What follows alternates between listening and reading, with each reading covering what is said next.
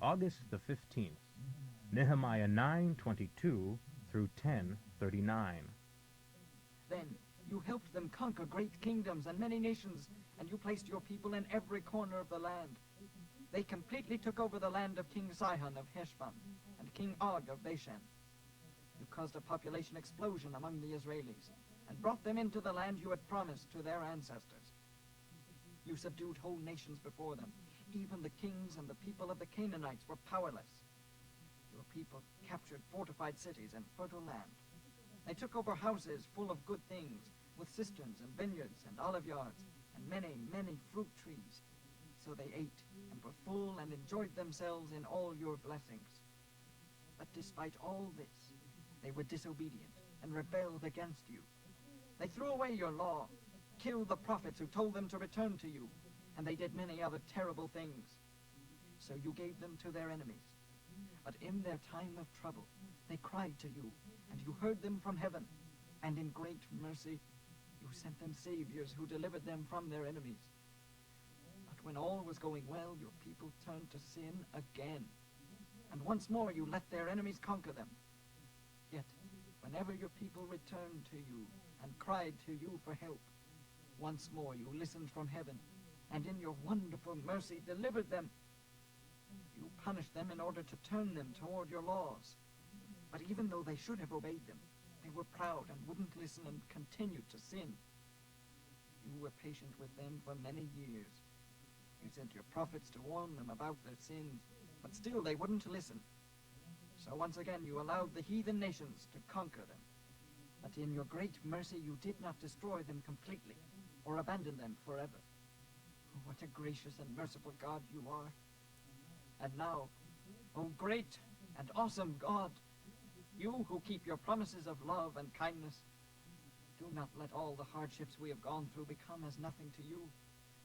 Great trouble has come upon us, and upon our kings and princes and priests and prophets and ancestors, from the days when the kings of Assyria first triumphed over us until now.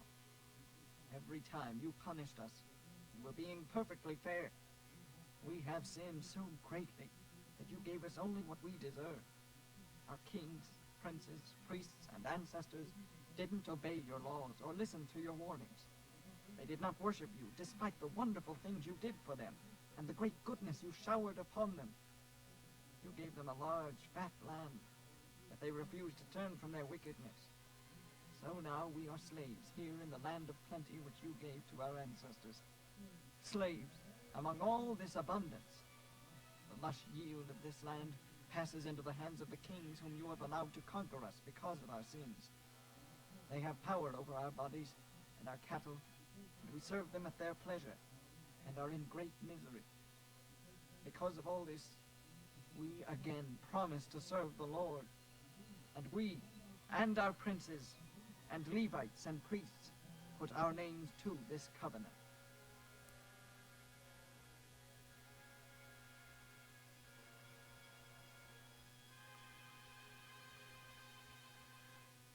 I, Nehemiah, the governor, signed the covenant. The others who signed it were Zedekiah, Seraiah, Azariah, Jeremiah, Pashur, Amariah, Malchijah, Hattush, Shebaniah, Malach, Harim, Meremoth, Obadiah, Daniel, Genathon, Baruch, Meshullam, Abijah, Benjamin, Maaziah, Bilgai, Shemaiah. All those listed above were priests. These were the Levites who signed. Jeshua, son of Azaniah, Benui, son of Henadad, Kadmiel, Shebaniah, Hodiah, Kelita, Pelaiah, Hanan, Micah, Rehob, Hashabiah, Zakur, Sherebiah, Shebaniah, Hodiah, Bani, Benunu. The political leaders who signed: Parosh, Pahath Moab, Elam, Zatu, Bani, Bonai, Asgad, Bebai, Adonijah, Bigvai, Adin, Ater, Hezekiah, Azer, Hodiah, Hashem, Bezai, Harith, Anathoth, Nebai, Magpiash, Meshullam, Hezer, Meshezabel, Zadok, Jaddua, Pelatiah, Hanan, Anaiah, Hoshea, Hananiah, Hashub, Halohesh, Hilha, Shobek, Rehum, Hashabnah, Maaseiah, Ahiah, Hanan, Anan, Malach, Harbayanah. These men signed on behalf of the entire nation for the common people, the priests, the Levites, the gatekeepers, the choir members, the temple servants, and all the rest who, with their wives and sons and daughters, who were old enough to understand, had separated themselves from the heathen people of the land in order to serve God. For we all heartily agreed to this oath and vowed to accept the curse of God unless we obeyed God's laws as issued by his servant Moses. We also agreed not to let our daughters marry non-Jewish men and not to let our sons marry non-Jewish girls.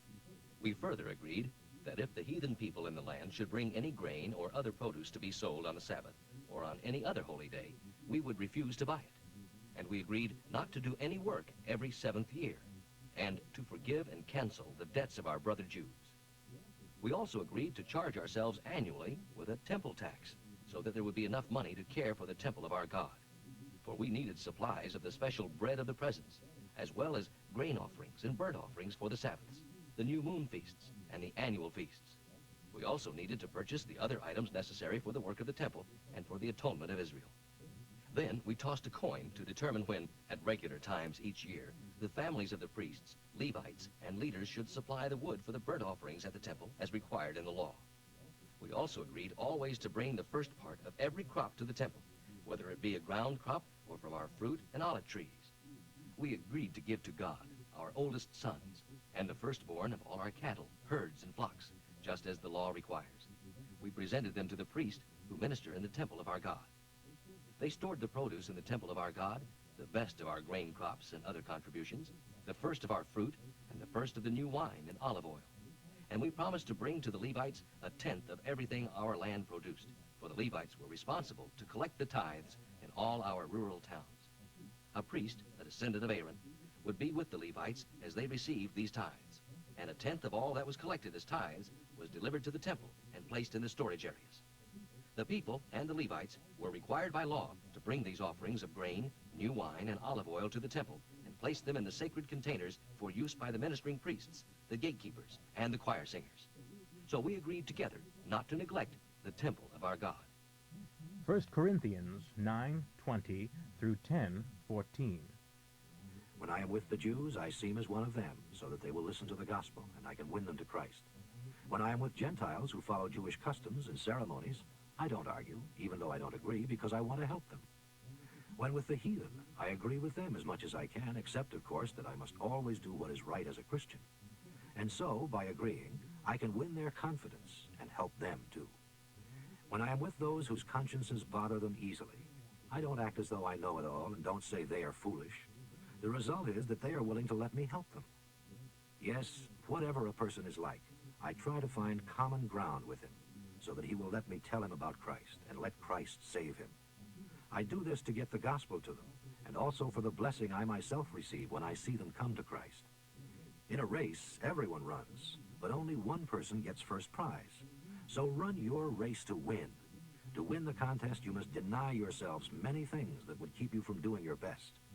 An athlete goes to all this trouble just to win a blue ribbon or a silver cup. But we do it for a heavenly reward that never disappears. So I run straight to the goal with purpose in every step.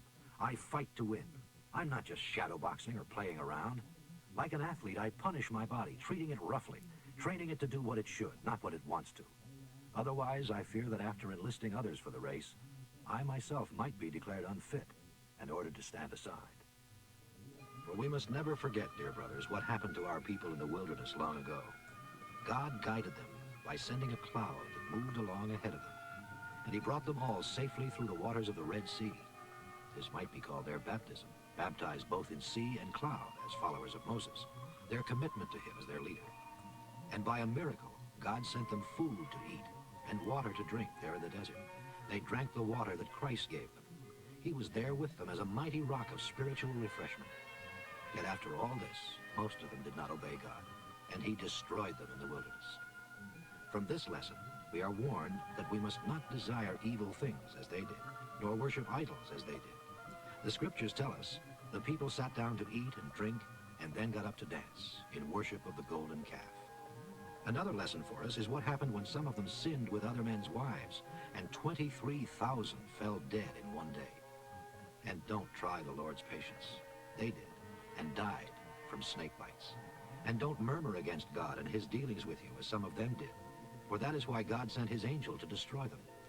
All these things happened to them as examples, as object lessons to us, to warn us against doing the same things. They were written down so that we could read about them and learn from them in these last days as the world nears its end. So be careful.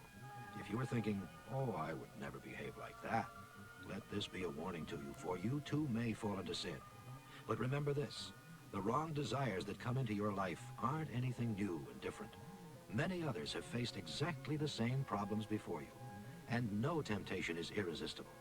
You can trust God to keep the temptation from becoming so strong that you can't stand up against it, for he has promised this and will do what he says. He will show you how to escape temptation's power so that you can bear up patiently against it. So, dear friends, carefully avoid idol worship of every kind. Proverbs for today, 21:13. He who shuts his ears to the cries of the poor will be ignored in his own time of need.